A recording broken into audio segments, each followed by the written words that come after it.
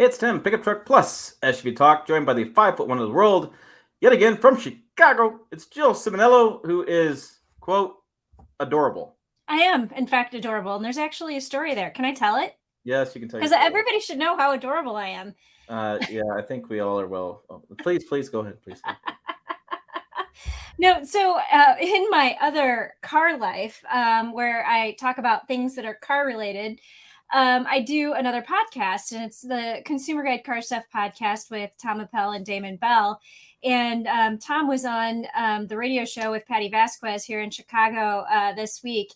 And there's actually a caller from Indiana who called in to the show and was literally said, well, first off, he was like, that Jill Simonello, she sounds way too young and way too short to be able to drive a pickup truck. And I was like, okay, you got the short part right. I love this caller. But then he was like, but she just sounds adorable.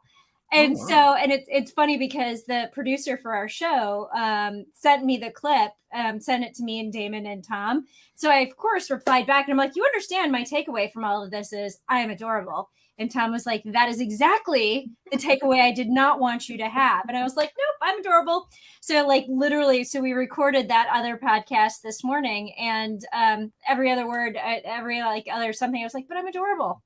Oh, yes. You got to, dig it in. So, Jill, we had an exciting week here at Pickup Truck Talk because our website went wonky. I can't whistle like that. I can do that. Right. Whistle, but like it went, shoo, yeah. My question to you is, how did your week go? My week went a lot better than your week, apparently.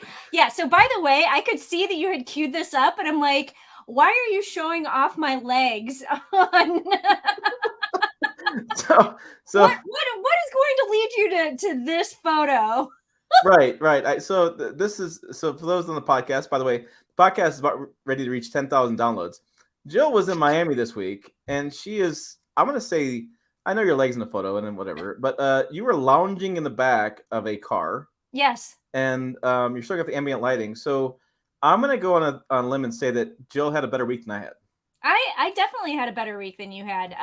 Yeah, I was in Miami testing the G80 from both, or G90, both from the front seat and the back seat. So this is the next gen 2023 Genesis G90, and it was full on ambient lighting. And I have to say, the seats reclined. You can see like the little like the recliner area there with my popping my feet up, and I had massaging seats, heated. It was pretty awesome. So yep, had a good week. Thanks. There you go. Yeah, I just thought I'd pull it up. I want to address this question right off the bat because I get questions all the time about the sweet. I was going to cuss there. Sweet merchandise that I have in my head, and guys, I try to make it as easy as I could. So you just go to the pickuptrucktalk.com homepage. Along the top, you'll find a button that says merchandise. So you click on merchandise, merchandise. You can also get coffee cups, frosted Stein, which I need to buy frosted Stein. I do have the whiskey cup, the whiskey shot glass. As you go down, we do a Teespring store with some sweet shirts. And then as you go down, there's a hat. And the hats are there. They're actually on the shelf behind me. I have a full slate of them. Here's the deal. I don't know how to sell these any better than what I'm doing them. And if there's a better way to do it, all ears. I get them made by local business here in town. And what I would like you to do is it's $25 a piece, which basically means I make like $3. Like I'm not making money on these hats. All you gotta do is follow steps below. You hit add to cart. There's a gray Warren Tucker hat, which is the one on the right, and the gray non-Warren, which is the one I'm wearing tonight, is on the left. And all you do is just add the cart, goes to PayPal. The only thing I ask is in the comments to make sure you include your shipping address or send the shipping information to my email address. And I list it right there. So that is the easiest way I can get you the hat. I do have some boxes. I have tape. I send them out, regularly when I can, when I'm home and that kind of stuff. But I try to ship them out to the best you can. So if you do want one of those sweet ass hats, I said it. Go ahead and head over to pickuptrucktalk.com and hit that up. All right. I know what I talked about next was this thing, the Chevy Colorado thing. What Chevy Colorado thing? What? Yeah, made big news today. So what I wanted to do was, I was going to do this in order, and I thought about this and a little bit while I was cleaning the basement with my son.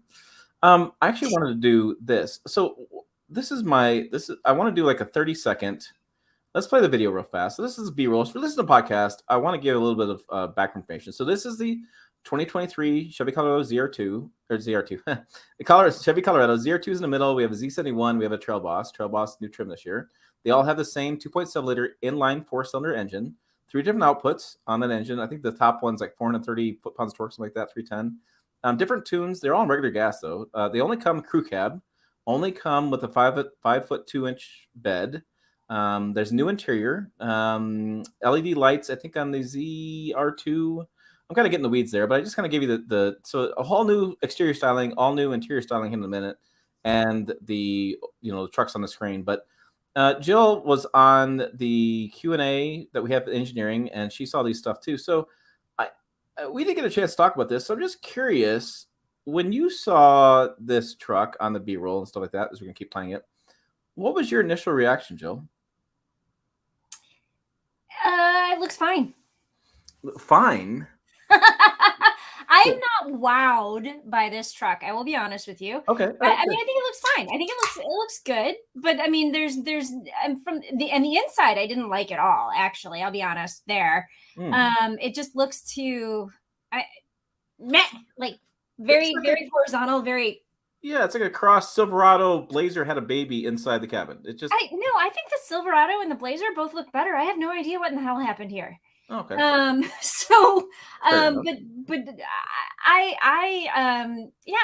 looked fine. I mean, to me, there was like nothing groundbreaking, earth-shattering special. Yeah, so I'm going to pause here in the interior because I sorry for those podcast listeners, but so imagine this in your head if you listen to the podcast. You basically have a Silverado 11.3-inch diagonal screen. It's the same screen they've used elsewhere. You have the round circular air vents that are found like in the Blazer. You have a bunch of buttons and things. What I found odd, and I don't know if this part of the B-roll plays or not, but there was I'm going to fast forward for a minute. There's a part of this B-roll that plays a lot more interior. I think it's right there. What I found odd was the placement of the shifter. And so I don't know if I can stop right there. We'll see. Anyways, so the shifter is to the right of the driver, and the drive modes are to the left. So if you're sitting in a driver's seat and you put your hand to the right, the first knob you hit are the drive modes, and below that is the emergency brake. To the right of that is the shifter. So the shifter is almost, to me, closer to the passenger than it is the driver. Mm-hmm. And I thought that was just kind of a bizarre thing. I mean, Chevy said this was a full, ground-up redesign, although they halfway admitted that they used some of the same frame design parts in our Q&A than they didn't. I don't know. It's kind of strange. I know it's new.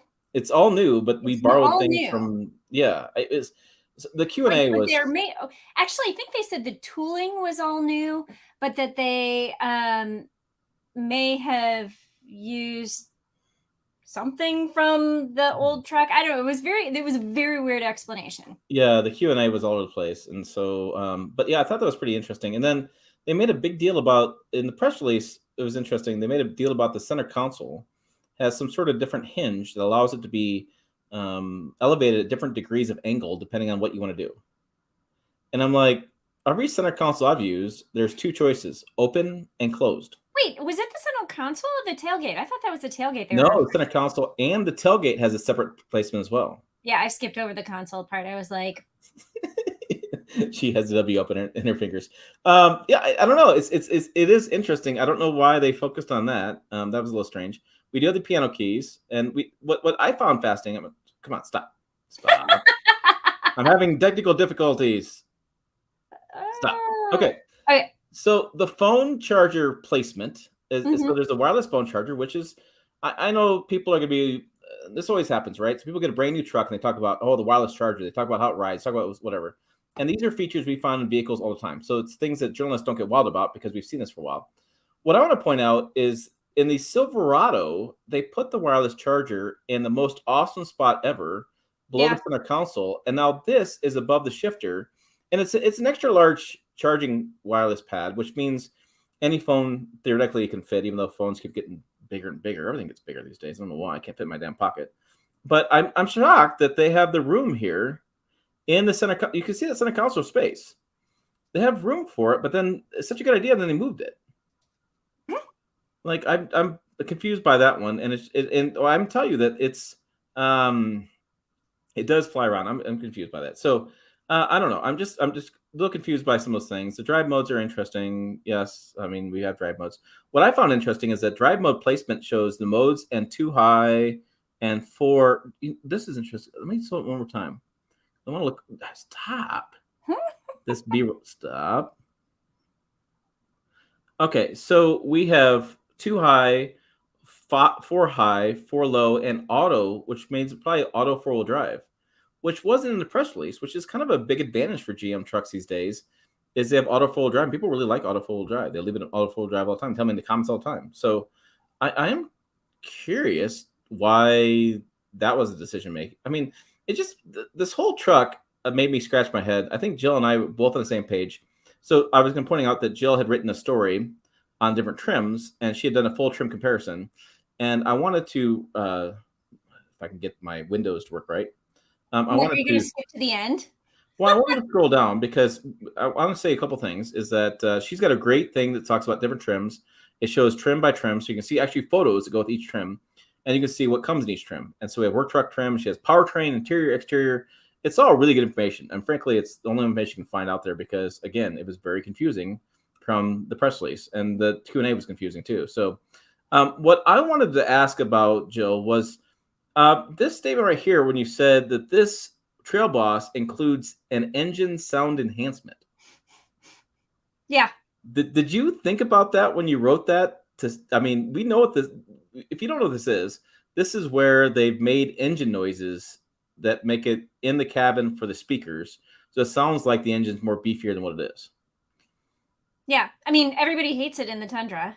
Oh yeah, they're ticked off about it. Yeah, you go on comments. I mean, people want to know how to turn it off. Now, I guess there's a way to do it now at dealership level, and people want the option on the infotainment screen to just turn it off, right? But no, it's engine sound enhancement. Yeah. So yeah, I thought that was really interesting that they included that, but then they didn't. Again, these are things interesting. But it's great to have Jill on the channel, and always great to have her around. But the fact that she can read this stuff and I can read this stuff too, and then she has different takeaways than I took away, like it was interesting how that came up and how engine sound enhancement, and that's on the Trail Boss. That means everything above like the work truck gets it, we think. Well, Jill and I are a little confused. No, I don't think so, because Trail Boss has it, but then I think if you go to the LT doesn't have it. It doesn't have it. Oh, it doesn't have it. Okay, so but does the LT sit above the Trail Boss or below the Trail Boss? We're confused. I think it's like this. You think it's like even? They're both built off of the work truck, right? I mean, I would have to imagine No, I think they're probably going to be parallel. I would imagine they'll probably have a really similar price tag because one adds more off-road stuff and one adds more premium amenities. Yeah, it's strange. Sorry, the comment. First of all, Dave's here from All Train Nation. Hey, Dave. CJ says apparently your shot glasses are out of stock. That is a problem, CJ. I will get the powers that be and get that traced down for you. Let's see, and then the ZR2. Did you realize this when you took the ZR2 photo that this I think is a Desert Boss because it's got the beadlock capable wheels, which is a variant of the ZR2, but this bull bar and this sport bar, there's a big bull bar in the front of this Colorado ZR2.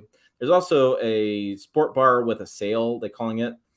There's another photo of that ZR2 where it doesn't have it on there. So apparently those are options. The featured one doesn't have it. Yeah.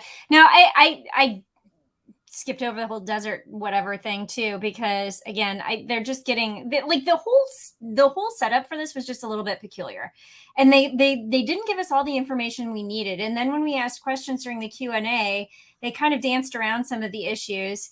And like, I mean, you're kind of missing the obvious thing that I'm surprised you didn't mention at first, that you're not fired up about this. Oh, well, it was a long day. Diesel engine. What's that? The diesel engine. Yes, I haven't mentioned diesel engine because I want to get to that. Okay. Because I'm just surprised you didn't go straight there. I wanted to go straight there. I feel like that's low hanging fruit. So I wanted to go through these few of the details, make sure people read your story. But what I think is interesting is that your conclusion was the same conclusion I had, and you had said that the 2023 Chevy Colorado trims are well equipped and have their own flavors, which they do. They have 4 interior different stylings with that. because of the monospec nature of configuration of all new midsize truck, it's only got one thing, and lack of diesel engine, we can't help but think the end of the road is near for this gasoline-powered truck. And I had the same exact thought. It felt very much like they were getting rid of the powertrain choices.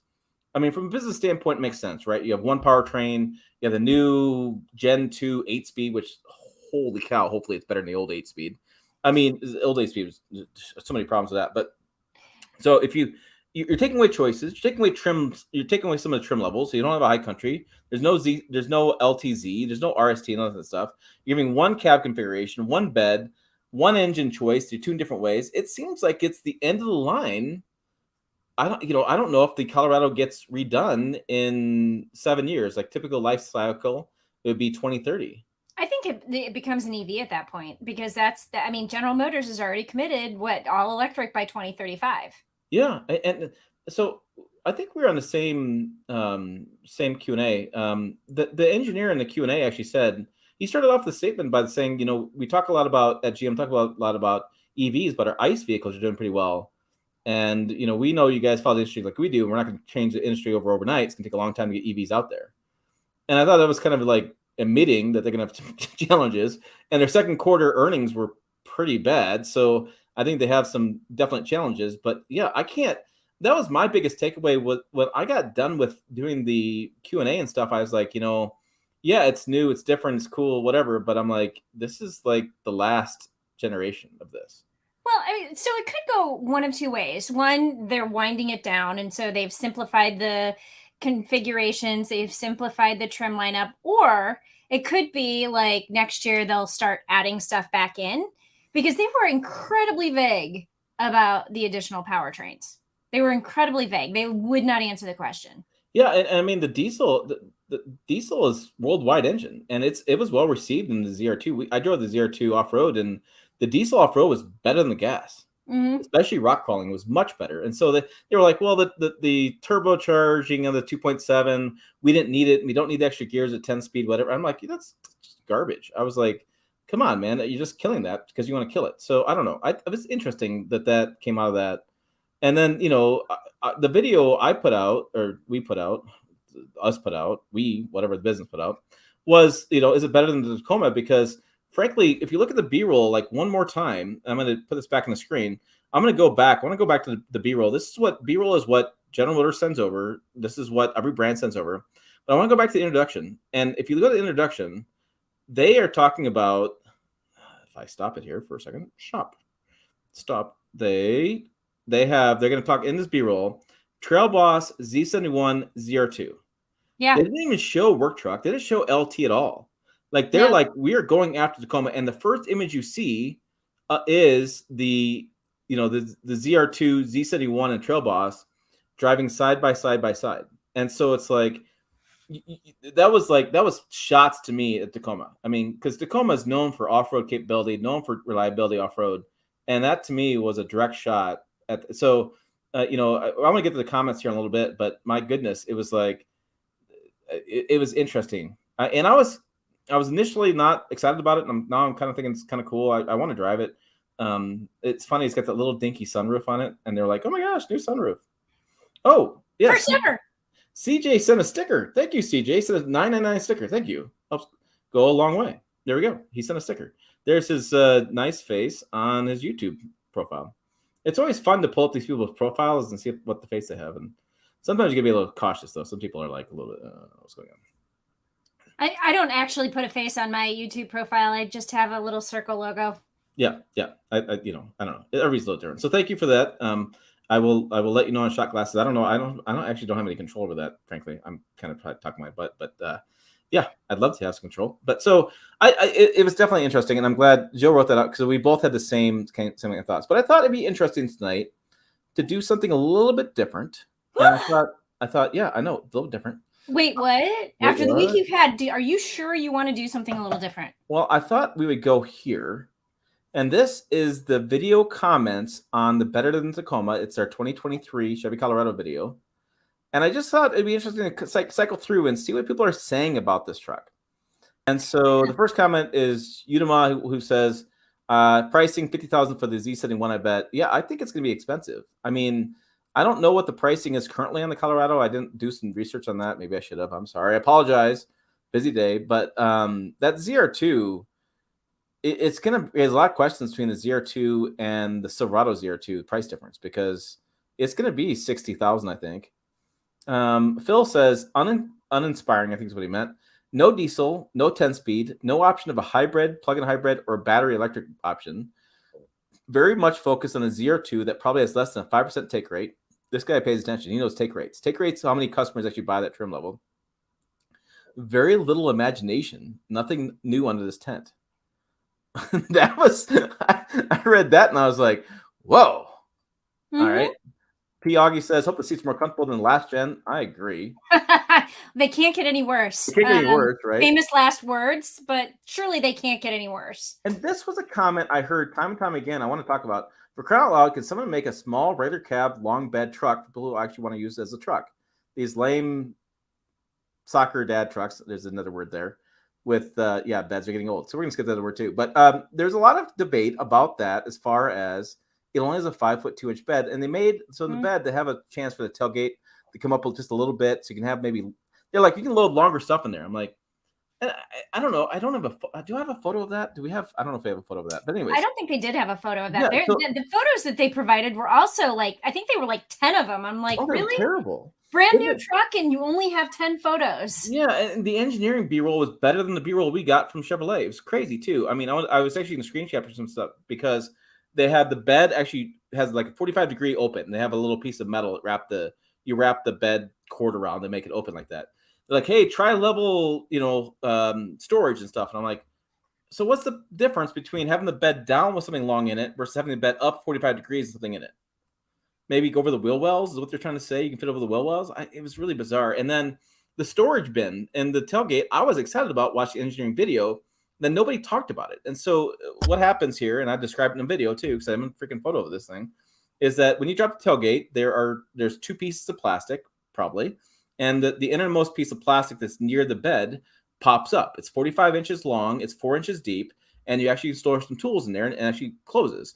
And they showed the pictures. They had like beer maybe beer at this point in night, that pop or soda with some ice in there. Oh, and they're, and I'm like, they had no photo of that either. And I'm like, that's a cool thing. So I just don't understand what's going on with it. Is it in the tailgate? Like, yeah, it's in the tailgate, but you have to watch the engineering video. I don't know. I may have the engineering video. Let me see if I can't pull this up, because I'm going to pull up the other video and see if I can't get that. I think I have it. I don't. We'd have to go to their, well, you know what? We can go to their YouTube channel. Maybe they will have it there. Maybe they'll have it there. Yeah. So I was mystified. I think I looked it up because I think we had more views than their channel had, which I thought was kind of funny. Is this the one? Is this the one where the guy talks? Let's see. We're going to open this one up and see. The chief engineer was talking. There it is. Okay. So Scott Bell, vice president, all these vice president titles. They have too many vice presidents, Jim, in my opinion. But so here we go. So I'm going to go. Too many chiefs, not enough Indians. Is that what I'm hearing you say? Oh, it's crazy. So if I'm sorry for those guys on the podcast, but they have a spot, for the bikes to go in the bed. So let me go back to this. They have slots in the bed from like the same thing they did with Trail Boss. So one of the GM engineers is a big motocross guy, and they've kind of said, okay, fine. They put wheel well slots in the bed for motorcycles and for bicycles. Okay, so it just allows that tire to get in a little bit better. So, okay, tie it down a little bit better. Fine. They have 8 standard fixed tie downs. They made a big deal about that. And I was like, okay, great, fine, sure. And then there's 4 stake pockets. Hello, Toyota. No stake pockets. Let's go. What's going on? And 6 2x6-inch bed pockets and the whatever. But I want to see. Here we go. So there's a new option for the tailgate to be positioned midway positioning. And they put looks like a piece of plywood. And I'm guessing that's because they can get over the wheel wells. I think the wheel wells stop that. So they're saying you probably fit a sheet of plywood, but they didn't tell us it was a 4x. So most brands, when they do a tailgate, a piece of plywood, they're like, hey, it's 4x8 or drywall is 4x8. People know this stuff. They didn't mention it at all. I thought it was strange. And then we'll see, long story long. So I'm guessing it's wheel wells. Again, no real information there. Kind of weird. And then here we go. This is the feature I'm talking about. I'm sorry again for those in the podcast. But when you open the tailgate down, there's a locking lid. It's a second piece of plastic here. You can see where you see that where he grabbed the handles there and he unlocks it. So there's these handles in the bed that you, I guess, are vertical, and you make them a little more horizontal. Opens the bed. They open that up, and then so it had Like, pop are in there. you really going to want to put soda in there? Because you know what's going to happen as soon as, like, okay, so it's upright and it's going like this while you're driving. It's bobbling up and down. You open it up and you open up the can. You know what's going to happen to that can? It is exploding everywhere. Right. I mean, I wasn't born yesterday, so I mean, yeah. I don't know if you're tailgating and that's what you want to do, but I'm like, that's an odd thing. I think the tools. He's Tools got make sense. jumper cables, saws. I mean, I think the tools are fine, but the soda in there with the water, I'm like, that's a little bizarre. You can be used as a cooler, I guess, if you want to use it that way. And then they made a point to show a video of the push button start. So instead of having a key, which I've dinged, I guess I haven't dinged them out, but it's kind of strange. They have a This push is button start. standard too. On the work truck, the push button start is standard. Right. It seems kind of bizarre. I mean, especially after they had that key ignition problem. Remember that the key ignition would they'd be driving, take the key off, and whatever, they got sued. And so yeah, I thought it was kind of interesting that they had that situation. So there you go. There is that's what I was telling you. That is that. I mean, it's an interesting story. What I find interesting is nobody's ever done that. Like somebody asked me the other day on Quora, they were like, what year was the first pickup truck ever invented? I'm like, that's like 1903 or something, 1910 or something. As soon as they built the Model A, they're like, we built a truck too. And so we've had trucks for almost 115 years, and they have nobody's ever done storage in the bed like in the tailgate. I've seen storage in the bed, but I've never seen storage in a tailgate ever. Gene, fan of the channel, says, I find the fact it only comes in a Chevy in a Chevy cab in a crew cab annoying, but the work truck trim having a towing capacity of only 3,500 pounds is ridiculous. What the hell, Chevy? This is the trim that needs the 7,000 pound towing capacity. Contractors rent equipment from Home Depot, Lowe's, or Sunline Rental, and they're not going to be letting anything off the lot being pulled by that truck. It's a bad call by Chevy. But he has another comment. He says, I do like that Chevy raised the middle finger to the tow hook disappearance and making the bull bar standard on some models. Well, all right, the bull bar is actually optional, but he made me go back and look at your photos, Jill, because I went back, looked at your photos, and yes, there is tow hooks on the Chevy Colorado, and I'm like, you know what? That is, and Gene's here in the comments. Gene's defending he's talking about stuff, but it's like, yeah. Remember that? I mean, my goodness, I could make 400 videos on the lack of tow hooks in Tundra, and y'all would watch every single one of those.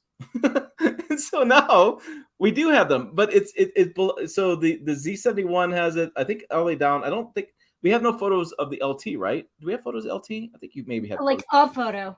A photo, right? The work truck didn't have any tow hooks, so I think it was interesting. Yeah, the power rating. So yeah, the power rating is lower to work truck, and the tow rating is lower. But the tow rating is so interesting that it goes from 3,500 pounds to 7,000 pounds, just like that. And so, you know what? I can pull up because I have the chart on the story I wrote about the no diesel for things no. So look at this chart. So once you go work truck, so the work truck is standard. It has 237 horsepower, 259 foot-pounds torque for 3,500 pounds of max trailing. I'm telling you right now, the engine doesn't really matter that much with max trailering. It is the rear axle, it's the brakes, it's the cooling for a lot of these turbos. That's why the front grills have gotten so massive, because they have to keep these cool to pass the Davis Dam testing. But I mean, 3,500 pounds to 7,700 pounds. Yeah, what in the heck did they do? I mean, that's not like it's 500 pounds more. It's not like 1,000 pounds more. It's almost, it's more than double the towing capacity, because they added, so it goes from 237 horsepower to 310, 259 foot-pounds torque to 390, and you increase your max trailering by double. Yeah, I mean, that's a huge torque increase, though, too. It is, but I thought it fascinating. Somebody in the comments, and maybe I'll get to this comment, he said, he goes, if all these trucks are just tuned differently for more performance, he goes, we're going to see a lot of work trucks with the big old tunes on them. We're going to see really fast work truck Colorados, right?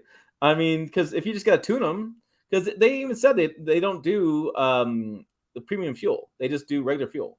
Mm-hmm. And so, yeah, well, then the ZR2, this is the other confusing part. So it says the 2.7 liter turbo high output is standard on the ZR2, 310 horsepower, 430 foot-pounds torque, 7,700 pounds of towing, but it says standard ZR2 with a max trailering of 6,000 pounds. So is that not the most bizarre thing that they have gone?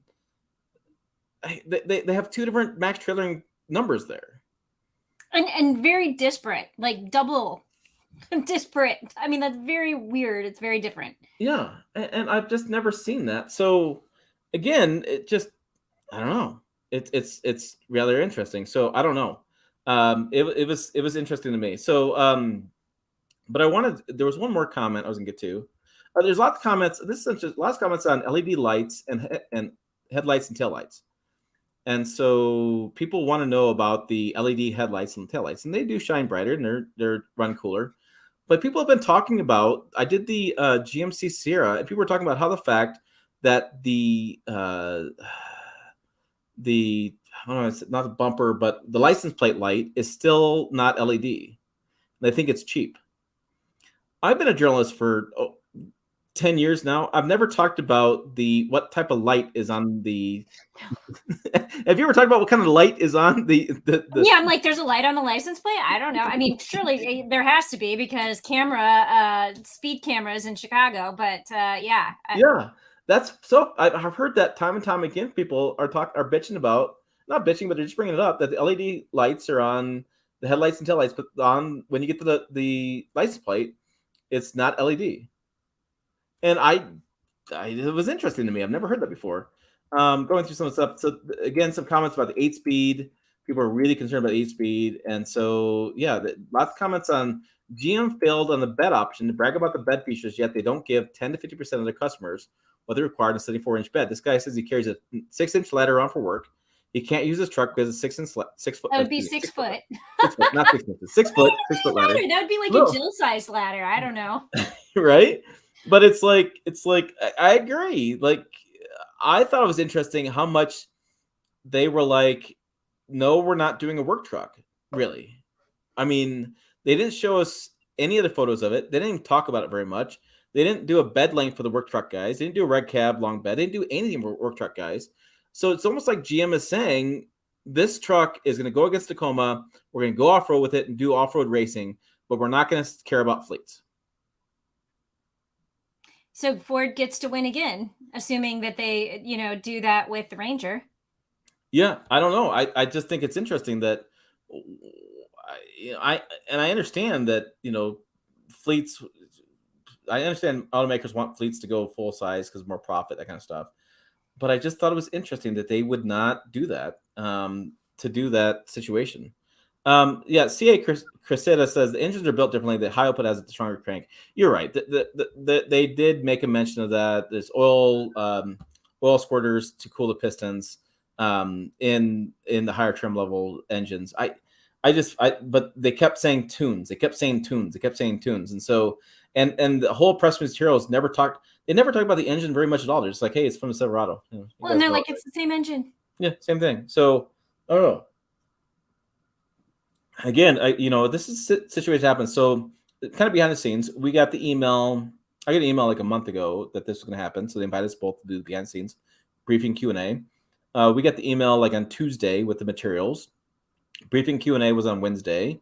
And then today was the embargo dropped, which means we could launch everything, right? We can tell you what we know. So, I mean, so that's what I get frustrated about is there's a lot of stuff I sit back and think about after the fact that I don't get a chance to say because when I'm just reporting what I know at that point. And so, yeah, it's interesting. Tim Neven says, no picture of the shock mounts. What does the shock mounts relocated so they can't drag them off? That was brought up in the question. I actually asked that question, did not get an answer. If you know Chevy trucks, you know that the shock mounts are now the lowest part of the rear suspension. They actually sit a little bit lower than the pumpkin does. So the third member, the rear axle, the whatever you guys want to call this damn thing. So they sit down lower. And so I've always asked GM. I remember doing the GM AT4X at Design Studios. And I asked engineers, why don't you do that? Why don't you move those over away, whatever? And they said it's a problem with spacing and the bed height and all kinds of stuff. And then in the ZR2, Sean Holman asked this from Motor Trend, and maybe Ben Wes Seiler from Outside Magazine as well, said that the shocks were moved outward more, and they said for better wheel articulation. And I want to get back, and I'm really frustrated I get to see this in person because there's so much stuff I wanted to look at, and I didn't get a chance to look at it. Yeah, so But the good news is nobody else did either. yeah, we've gotten frustrated over the last 6 months because we've not gotten invites. People have gotten in-person invites who probably shouldn't have or whatever, and so we were luckily nobody else went because I was kind of get pissed off about that too. So I don't know. Yeah, only delivery vehicles seem to be work truck spec. Tyler says people have said who buys work truck anymore? All contractors have platinums and ollie grades.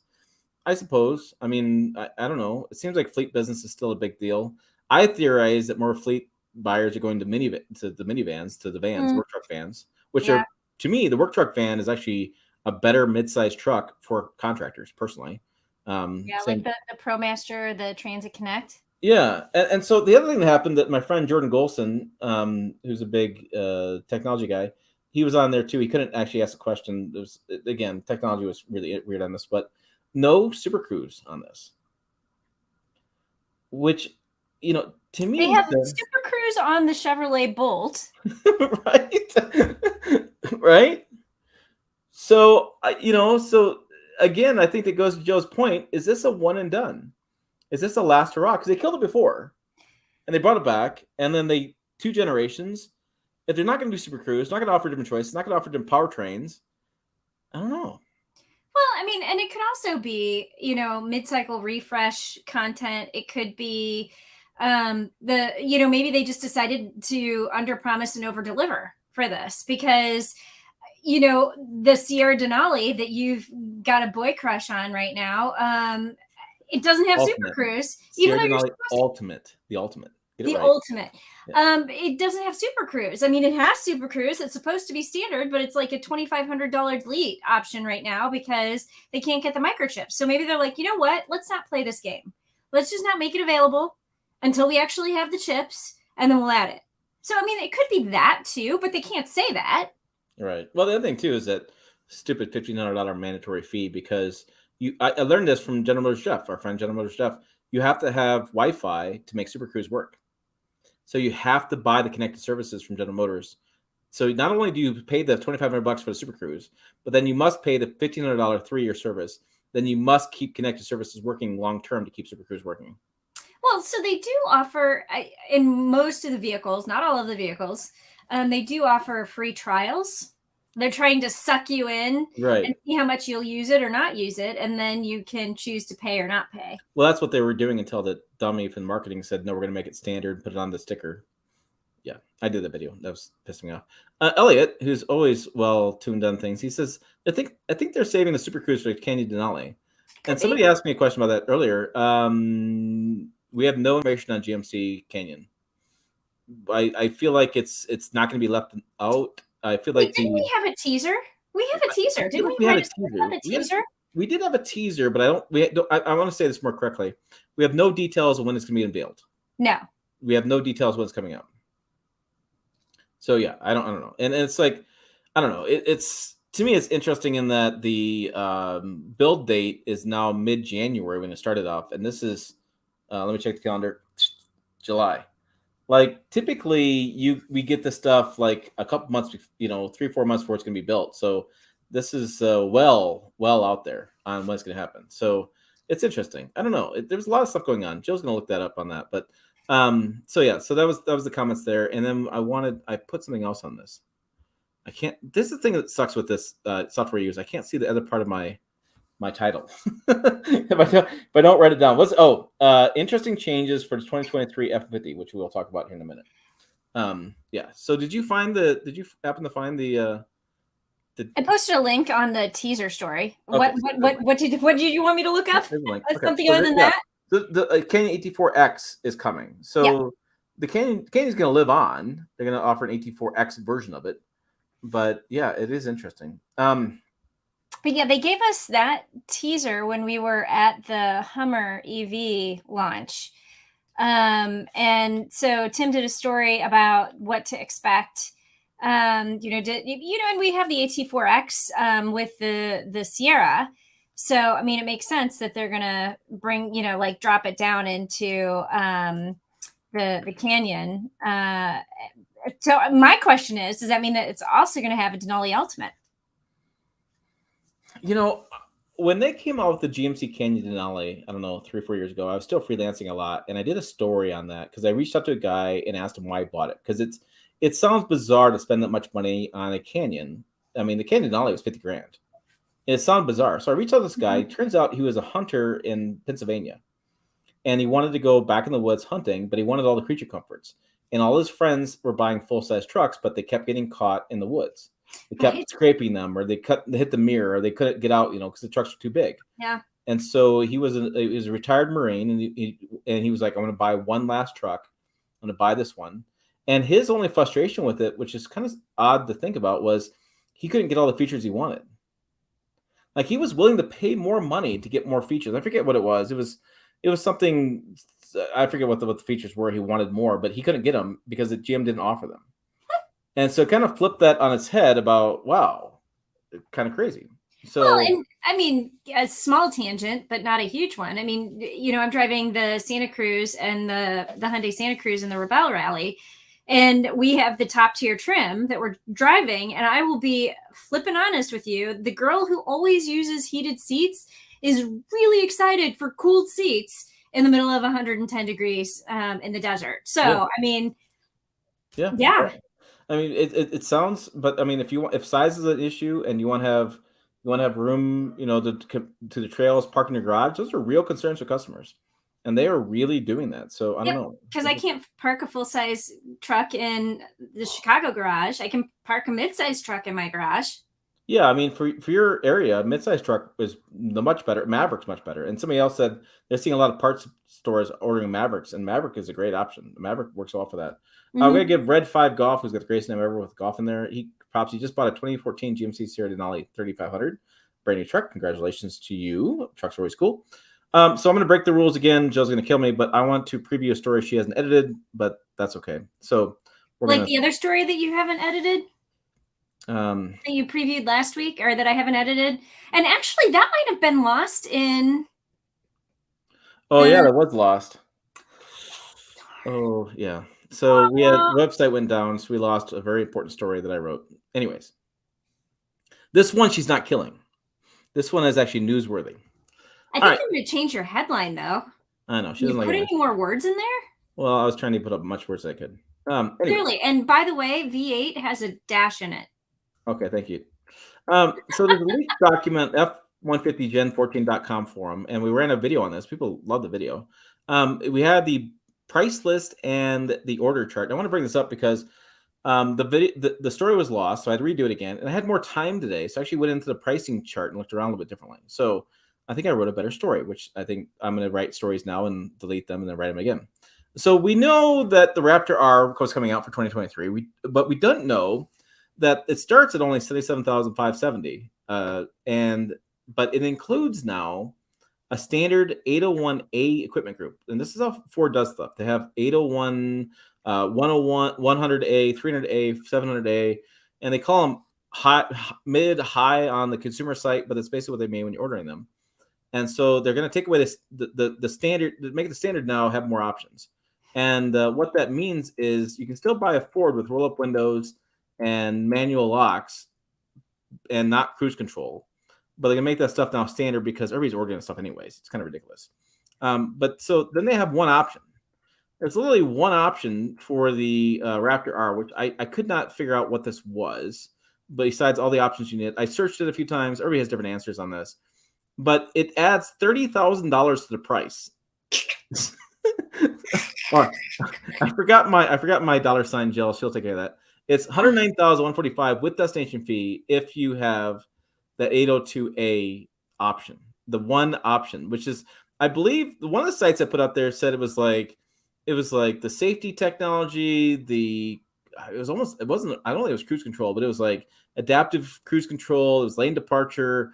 It was like heated seats. It was like the moon roof. I mean, it was like the options you really wanted if you're going to buy a Raptor anyways. But you only had one choice. It was either $77,000 or $109,000. That's it. Full stop. It's like okay. The other thing that was interesting was that the Tremor now. The Tremor is its own trim, its own truck. The Tremor's, if you've been watching our stuff, the Tremor has like the Raptor style bash plates, off-road running boards, unique hood, grill with active orange highlights, which those active orange highlights are pretty badass. Every time I see a Tremor drive down the street, there's one in town, and it just stands out. Unique trim technology. So they're going to offer that now with a standard. It's come standard with 5-liter V8, which I don't know how the pricing is going to work with that because, yes, Jill is secretly editing this story in her head. But I know. Another it dash. It historically has been offered with 3.5-liter EcoBoost V6. That's everything that Ford's done. But now they have the standard 5.0-liter V8. Do you pay less now if you buy the 3.5 as an option? Because historically, the V8 always cost more. And Ford has always been kind of ho-hum on their 5-liter V8. I've actually never in my career driven the 5-liter V8 from Ford. They've never even had it at events. They don't talk about it. It's like the bastard stepchild of their engine lineup. They don't even bring it up, right? And so now they're going to offer that as standard equipment. I thought it was really weird. Another change is going to be the Lariat is going to drop the Super Cab, which I put this in for Jill, aka the extended cab option, because I know Jill loves these terminology from Ford. So typically Ford trucks have all of the truck makers, by the way, because why should we be consistent? Right. No. So Ford has been offered in typically 3 cab configurations: regular, Super Cab, and Super Crew. But the popularity of Super Crew, aka crew cabs, we're seeing more trims are being offered with only Super Crew. So the Lariat now will drop the Super Cab, which means you have to go base XL or the one trim up, the XLT, to get offered with the regular cab, extended cab, or crew cab. Everything you want to go above that with Lariat. So, I mean, leather. You have to go Lariat to get leather. So if you go Lariat to get leather, you have to go Super Crew. There's no choice. And I just found it fascinating. So other changes, exterior colors, you know this is coming. Every year they change colors. So we have Area 51 from the Bronco and Maverick. Avalanche was a special color in the Ranger. They're bringing it here. Azure gray metallic, hot pepper red metallic. And in the video I did on the on our channel, you'll see those colors. I put those colors on the screen. Lose the smoke quartz, metallic, and space white. But anyways, they have a Heritage and a Rattler, which I was able to find pricing on this. Heritage has like a 3-tone color thing, which is the main image. It's kind of interesting. So basically, the roof and the bottom lower belt line are the same color, but the middle of the truck is a different color. These are color selections. $1,975. But we finally have pricing on the Rattler. So the Rattler was the XL truck with more off-road equipment. So basically, skid plates and things. You get $1,500 for more. But however, this is what I found very, very fascinating. So it's more expensive. We know this is coming. Inflation, pricing, what's going to happen. But the elimination of the Lariat Super Cab at $49,100 means the base Lariat now starts at $56,480 because they dropped that one cab configuration.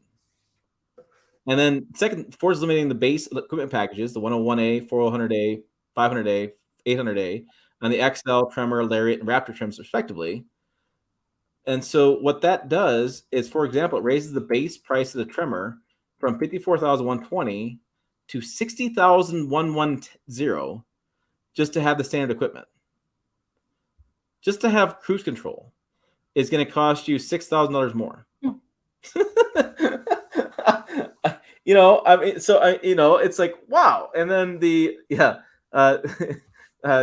Crescetta says they're going to make you pay a subscription to activate all 8 cylinders. Yeah, so I have a little bit of a talking thing. So yeah, subscription fees are outrageous these days. So yeah, there's a lot. It's fascinating to me that they would make stuff more standard equipment, which people are ordering anyways. But Ford has always played the pricing game. The Ford F-150 Lightning starts at $40,000. The Raptor starts at $69,900. I mean, they always play these pricing games when in reality they don't talk about destination fees. They don't talk about what people are ordering. They don't talk about what people are really buying. Yeah. And so these trucks are getting more expensive, which they already were. They just marketing would play the game. I don't know. It is interesting. I do the chin rub. Yeah. So that will go online tomorrow. I want to make sure, because we have a newsletter that goes out on Wednesdays and Fridays. So I want to make sure the Colorado stuff is at the top of the newsletter. So I will get that posted tomorrow afternoon if you would like to peruse and read in more detail. And Tim, because he is, sunk gung ho about rewriting stories and like deleting them and rewriting them, he will rewrite the story about if you can rent a truck to tow. Yeah, I don't know if I need to. That was a lot of research on that one. I should have saved that. So I Okay. learned my lesson. I, Okay. le- So yeah, I today's learned. lesson: I learned. never write in the content management system. Yes. So yeah, we did learn that one. So, anyways, it was interesting. I don't know. It's. I thought that was fascinating. So I wrote the Ford thing up again and actually did a better job on it. So, there was wow. Bob Green has this comment, and he says GM is still using a horrible 8-speed. How dumb are they? So to be clear, this is not the same 8-speed. It's the second generation. They've made some changes, maybe some improvements to that. No new tailgate in the Colorado Canyon. I've heard this as well. So the Silverado and the Sierra have the multi-position tailgate or multi whatever the tailgates are, and they didn't do that in Colorado Canyon. But there's a pocket. Well, there's a pocket. There's a storage pocket. Bet they will have a 3-year mandate. Sit up higher with right. With that comment, I'm feeling a little bit short here. The comment is massive and it's covering up Jill mostly to your ears. I'll do the what is it, the neighbor from from Tim the Toolman Taylor. Yeah, the neighbor thing. I'll be so Wilson. He says they bet they will have a 3-year mandated OnStar with the new truck. You know what? They may. I hope Ford kicks their ass. One engine for Colorado and Canyon. So sad. I'm so disappointed in GM. It was interesting to get the news today and just think about that as far as. So this is what happens behind the scenes. Again, we get some information, we put together, we type it out, we do the videos. I shut my video twice because, again, I'm probably better second time around. But yeah, it's Wilson. It's Wilson. I said Wilson, didn't I? You said Nate. Anyways, but anyways, so but then I get to put it out there and I get these guys' comments back on it, and it does it change my opinions? I don't think it changes it. It gives more perspective. It gives me different ideas on what you guys are thinking. And I was kind of like, so I was thinking about like, well, what if I bought one? Well, it's like, I would have to buy the ZR2 version to buy one. And then what do you do with that? You just go off road with it all the time. Well, I'm sorry. I don't want to drive the Moab every weekend. I'm like, not like gas you're prices, within driving distance. You could totally do that. Right. I mean, I'm within like 5 or 6 hours or something, whatever deals. I mean, and so it's like then these, they always take these images of desert rustic running with stuff. Well, that's always in Southwestern America. Like most people don't live in the Southwest. So yeah, I don't know. What? You're not secretly in the North or the Southwest or whatever. Chicago is not located in California. I know but they're making it sound like that's a lifestyle you want. You can aspire to the lifestyle. And I'm like, my off-road driving is my dirt road down the street. Like that's my, my off-road driving is actually on-road driving over potholes and speed bumps in the city of Chicago. right.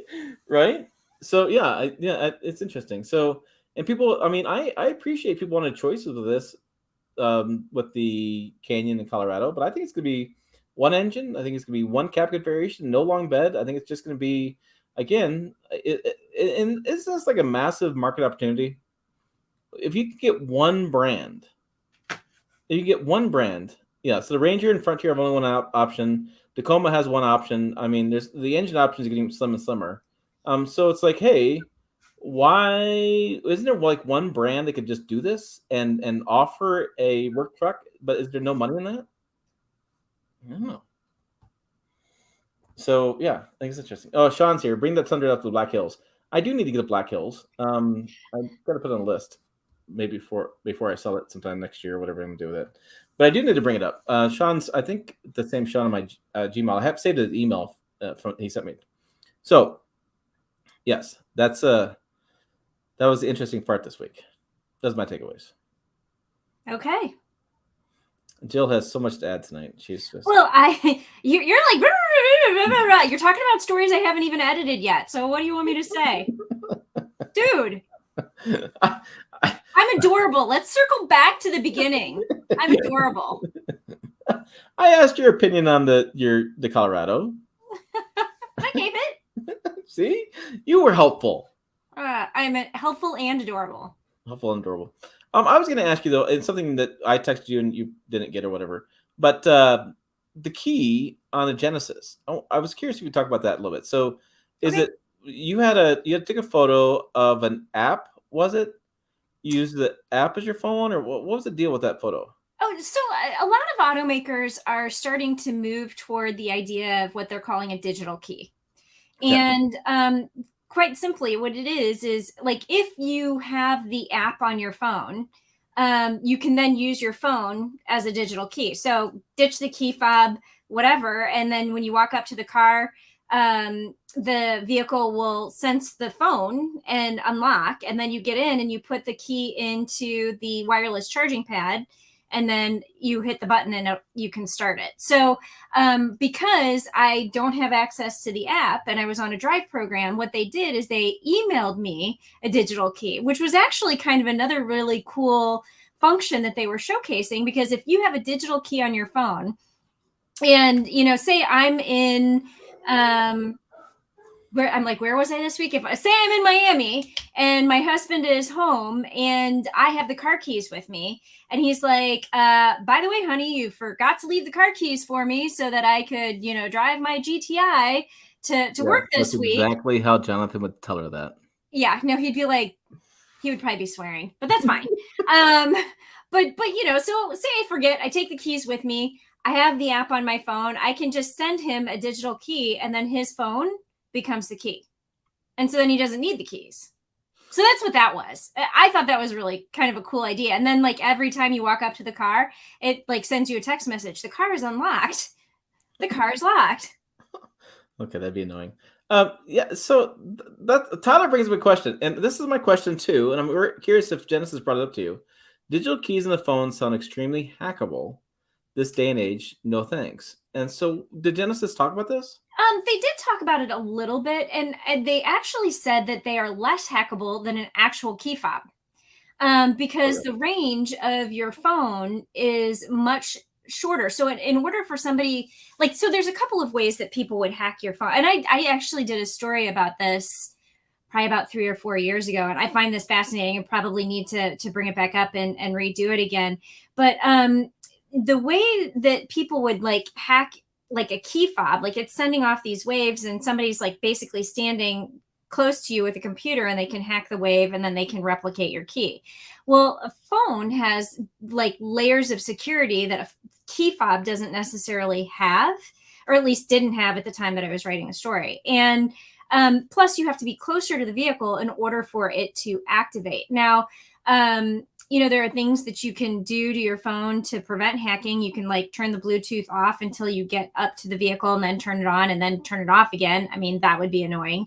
But they're saying that it's such close range that it isn't it's more safe than an actual key fob.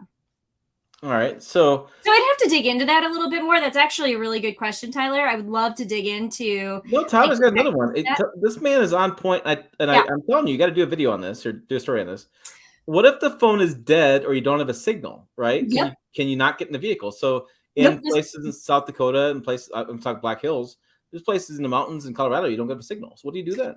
So phones today have near field technology, and even if your phone is dead, you can still get access to the vehicle. You would have to take your phone and tap it on the door handle where the little chiclet is, where you would touch your finger or whatever. But and then it's the same thing when you put your phone into the wireless charger, it will start because of the near field technology in your phone. And then byproduct is in the wireless charger, your phone would charge. But the even if your phone is dead, the near field technology is still active. Yeah, it is interesting. So he says interesting on them being more secure than key fob. We need an expert. We need to talk about an expert and get him on video. Yeah, that's definitely a question I will follow up, because Genesis has a digital key. Lincoln has a digital key. I'm trying to think of who. You don't need service to use your phone as a key. Yeah. You don't need any kind of service. You just need the actual phone. But that would be that. You guys are asking good questions. That would be a really good Q&A. What if your phone doesn't have service? What if your phone is dead? So keep asking questions. If you are listening to the podcast, send him an email. Ask a question if we haven't talked about it. If you are watching this after the fact, ask questions in the comments below. I'll come back to this. I will gather a Q&A and I will send it to Genesis or Lincoln or people who have the digital key or the phone as key. I'm trying to think of who else has it right now. Tesla, I think, does that, where you can use your phone as a Yeah, key. so my cousin took me for a drive on Sunday. He bought he bought a used Model 3 and he wanted to show it off, so we went for a drive. And they have a credit card basically. It looks like a credit card that goes in that he can take with him. He says he never takes it out, doesn't do anything with it. He just uses his phone. Well, and so Genesis has that too. And the idea behind the credit card is you keep it in your wallet. Then if you valet your car, you can give the valet the credit card that they can then use to unlock the vehicle. And Genesis was saying that if you put the vehicle in valet mode, it'll actually send you a report of how far the vehicle was driven, how fast it was driven, what the top speed was, and all, like, it'll just send you a digital report after you get back into the car. So I'm gonna make a little tangent. I'm gonna about Sean's comment. Sean says, "So I'm hiking and get wet. Far too many scenarios." So we do need to. That's something people have questions about. We need to talk about this. If you lose your phone, what do you do? There's a lot of. I don't know. It's interesting. So my uncle bought a new Toyota Sienna, and he just likes the way it drives and wanted this Sienna. And he went to the dealership to get service done on it. And he takes his phone app, his Toyota app, and could see they drove it around after they had the recall done. And he went to the service department and threw a fit because I guess his recall or service. He goes, "You don't need to drive my vehicle to get an oil change done." And he flew. I mean, he's a muscular big guy. Like, he's not something you mess with. But it was funny with him in that he's probably 63, 64, and he traded in his flip phone for a smartphone to be able to use the apps and CarPlay on the Toyota Sienna. So kind of a weird byproduct of this new technology is he was one of those guys who traded his phone to get better technology versus just trading his phone anyways because he wanted better technology. Finally, the vehicle gave him a reason to trade up. Yep. And so, so now we've had lots of getting together about discussing how to use this phone. The Ferris Bueller provision. I like that, James. And so kind of a small tangent. So my husband was wearing I gave him a Save Ferris t-shirt and everywhere we went yesterday, people were just like, "Save Ferris. Are you from Chicago? Save Ferris." Right. I want to bring up John's question. John's got an interesting question. He says, "Why are manufacturers pushing keyless ignitions? What is the benefit versus trade-offs? Call me a Luddite, but I still took my old-fashioned key start Tacoma." The reason why is there's more safe technology and things like that linked to the keyless ignitions now. So when you have a keyed ignition, apparently, my understanding is you have less you can do with that push-button keyless ignition, and that's what they're going towards. And plus, I think there's a lot of consumer convenience built in that as well. So, and then you have brands like General Motors who had massive lawsuits because somebody decided to override the engineer and make the key cylinder not as good as it could be, and keys are flying out, and cars are shutting off as they're driving. Things that were happening. Or people are putting too heavy of keychains on their key and they're damaging the cylinders that way. So less opportunity for damage. Also, I mean, as a girl, like, I know most of the people on this channel are dudes, so you may not get this, but and I don't carry a purse anymore, but I used to.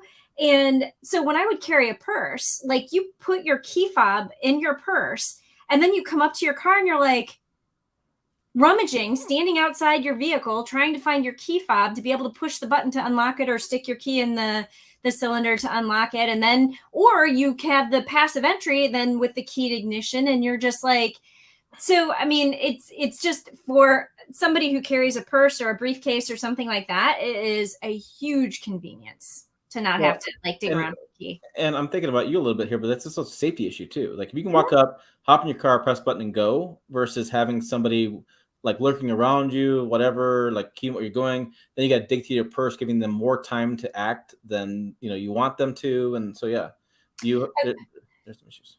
Yeah, I mean, I will say I stopped carrying a purse because I got carjacked and I had my key in my purse, and the guy like ripped the purse off my arm and broke my arm. So I stopped carrying a purse.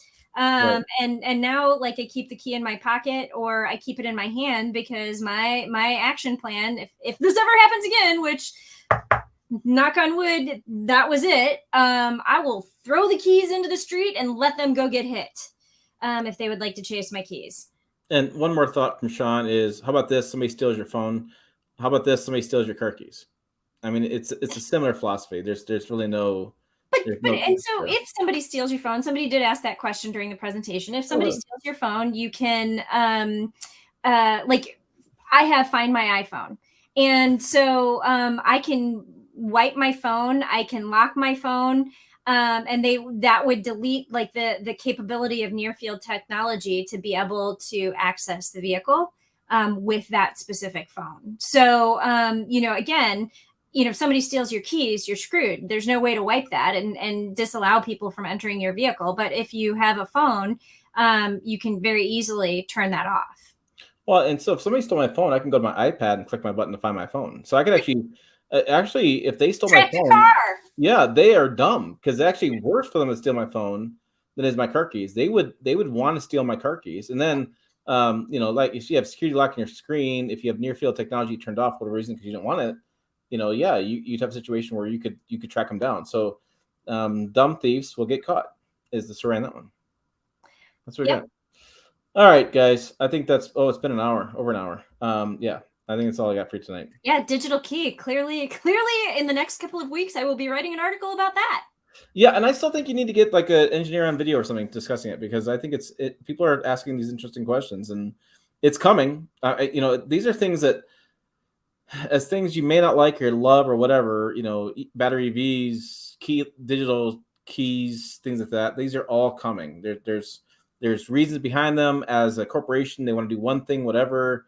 And so, yeah, gonna be whatever. Oh, my iPad is here in the house. Thank you, Sean. So you So, have to go home to get it, but right. I mean, I'm just being an example here, buddy. Come on. No, but I think there's a lot of new technology coming that makes people like me very cautious, right? So, my question is always with new technology, why do I need it? How does it benefit my life? And how much is it going to cost? And then what do I do when it doesn't work? those are always, well, and technology is a scary thing, and giving somebody too much access to your life. So, like, I have a friend who is running. You want to talk about crazy? She's running. It's like the Trans Rockies something next week, and she basically is going to be running 26 miles every day for like 7 days. But what she did is she sent me a key, like a digital key to access her location so I can follow her on her run. And in order for me to sign up to access this digital key, this app asked all of these permissions about like where I'm located. And I have to have, in order for me to be able to track her, the app has to be able to track me. And I'm like, okay, I'm deleting this shit as soon as she's done, and I know she's not dead in a ravine somewhere. I'm like literally going to be deleting that from my phone. But that I don't feel comfortable with. I don't feel comfortable with giving an app access to my location because usually I'll say only access when I've got the app on. But yeah, lots of permissions, privacy issues, lots of scary stuff out there that you should be cautious of. Ask the questions. I like the questions. There you go. More questions. Yes. More questions. No more tonight. No soup for you. All right. But not right now. Somebody still hasn't had dinner. So yeah, we need to get I need soup. She needs to eat a damn cheeseburger once in a while, so we're gonna get that done. And that's all we got for tonight. Check us out next week on Thursday night. We'll do the same live streams, bring your questions, talk about stuff. We'll see what news comes up this week. I didn't think anything was coming up this next week. I don't know, nothing on my agenda, but maybe something pops out. Always things happen in the automotive world, and we'll bring you the latest there. Check out the website at pickuptrucktalk.com, Pickup Truck Talk on social media. As always, thanks for watching. We will see you down the road.